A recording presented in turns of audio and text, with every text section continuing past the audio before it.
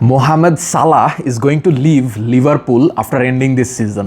আয় হায় হায়, মানে এটা কি শুনলাম হঠাৎ করে, লিভারপুল ফ্যান্সদের একেবারে মানে হার্ট ব্রেকিং একটা অবস্থা। এবং সালাহ একটা পিওর লিজেন্ড, আপনাকে বলতেই হবে। সালাহর যদি আমি পিছনে ফিরে তাকাই তাহলে বলতে হবে সালাহ এখন পর্যন্ত 435 ম্যাচে 255টা গোল স্কোর করছে, 122টা অ্যাসিস্ট করছে, ক্রেজি স্ট্যাট।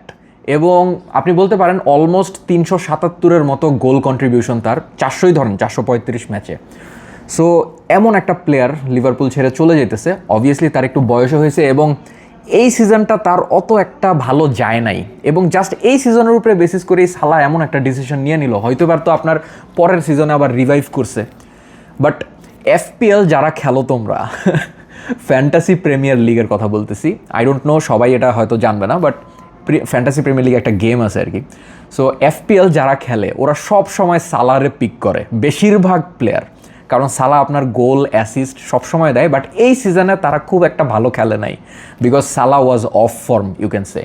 অ্যান্ড সালাহ চলে যাবে একেবারে ফ্রি এজেন্ট হিসেবে, যেটা আসলে প্র্যাকটিক্যালি হওয়ার কথা না, বিকজ আপনার সালাহর কিন্তু কন্ট্রাক্ট আছে লিভারপুলের সাথে 2027 পর্যন্ত। বাট ওই একটা জেন্টেলম্যানস এগ্রিমেন্ট আছে ওদের, যেরকম সিমিলার ছিল আপনার ইউর্গেন ক্লপের সময়, যে ফ্রিতে যাইতে দেওয়ার একটা এগ্রিমেন্ট। এরকম এগ্রিমেন্ট আপনার এমবাপ্পেরও ছিল পিএসজির সাথে। এর আগে আরও মানে অনেক ব্যাপার স্যাপার থাকে, এরকম ক্লজ থাকে আপনার বিভিন্ন লয়ের আন্ডারে।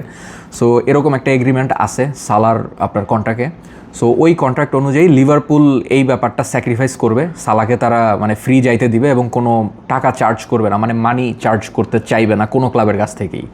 সো সালার যেখানে মন চায় সেখানে সে ফ্রি এজেন্ট হিসেবে যাইতে পারবে। So there is a very big opportunity. এবং আপনার কি মনে হয় সালাহ কোথায় যাইতে পারে?